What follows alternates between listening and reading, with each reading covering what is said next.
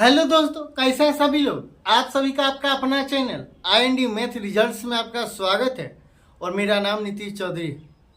हम लोग profit and loss के इस टाइप के सवाल को सिर्फ 5 सेकंड के अंदर बना सकते हैं, किसी भी सवाल को। चलिए हम लोग सवाल देखते हैं। सवाल कहता है एक कार मालिक एक कार 46,000 रुपया में बेचा। ये 46,000 रुपया में बेचा और उसे कुछ नुकसान हुआ। जब 46,000 रुपया में एक कार मालिक कार को बेचता है तो उसे कुछ नुकसान हो जाता है। ये 46,000 रुपया में बेचा, ये 46,000 रुपया में बेचा, मतलब ये SP1 हो जाएगा। ये 46,000 रुपया में बेचा है तो इसे कुछ नुकसान हुआ, मतलब ये माइनस में है, ये माइनस में हो गया। यदि उसने इसे 58,000, ये SP1 है, ये CP हो जाएगा और ये SP2 हो जाएगा, ये SP2 हो जाएगा। यदि उसने इसे 58,000 रुपया में बेचा होता, मतलब SP2 ये 58,000 रुपया में बेचा होता तो उसका लाभ उसके नुकसान से दुगुना होता। उसका लाभ उसके नुकसान से दुगुना होता। नुकसान 1 यूनिट हुआ तो लाभ कितना होगा? 2 यूनिट। उसका लाभ उसके नुकसान से दोगुना होता, तो उसका लाभ उसके नुकसान से दोगुना होता। कार का लागत मूल्य क्या था? मतलब क्रय मूल्य हमको ज्ञात करना। ये 46,000 और ये 58,000 के बीच में कितना का अंतर है? ये 46,000 और 58,000 के बीच में 12,000 का अंतर है। ये दोनों के बीच में 12,000 का अंतर है। ये 12,000 का अंतर है। ये 1 यूनिट और ये 2 यूनिट, ये दोनों के बीच में कितना यूनिट का अंतर है? 3 यूनिट का। और ये 3 यूनिट का मान, ये 3 यूनिट का मान कितना है? 12,000। 1 यूनिट का मान कितना होगा? 4,000। 1 यूनिट का मान कितना होगा? 4,000। और ये 1 यूनिट का मान निकल गया 4,000 और ये 2 यूनिट का मान निकालेंगे, ये 2 यूनिट का मान कितना होगा? 8,000 होगा। ये 8,000 हो जाएगा। ये 46,000 रुपया में 1 यूनिट का रुपया जोड़ दिया जाए तो क्रय मूल्य निकल जाएगा। और 1 यूनिट का कितना रुपया? 4,000। ये 4,000 जोड़ देंगे, ये 4,000 जोड़ देंगे तो ये 50,000 हो जाएगा। ये 50,000 हो जाएगा। ये क्रय मूल्य निकल गया। या ये 58,000 में से 2 यूनिट का मान घटा देंगे और अगर 8,000 ये घटा देंगे, ये 8,000 घटा देंगे, 8,000 घटा देंगे तो ये 50,000 हो जाएगा। तो क्रय मूल्य कितना है? 50,000। यही आंसर। चलिए हम लोग अगला सवाल देखते हैं। अगला सवाल कहता है 800 रुपया में बेचने पर किसी वस्तु पर हुआ लाभ उसी वस्तु को 275 रुपया में बेचने पर हुई हानि का 20 गुना 20% लाभ कमाने के लिए वस्तु का विक्रय मूल्य ज्ञात करें।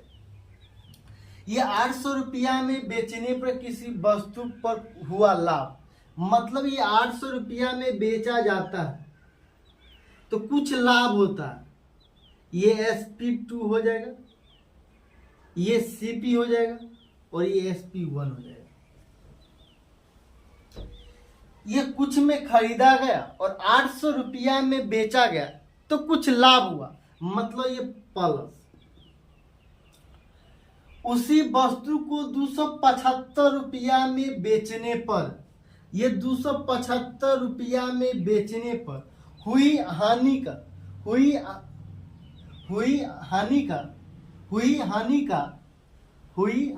का 20 गुना।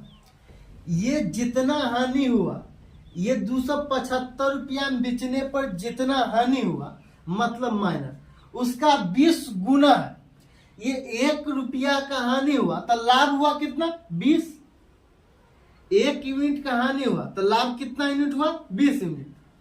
20% लाभ कमाने के लिए वस्तु का विक्रय मूल्य क्या होगा? ये 275 और ये 800 के बीच में कितना का अंतर है?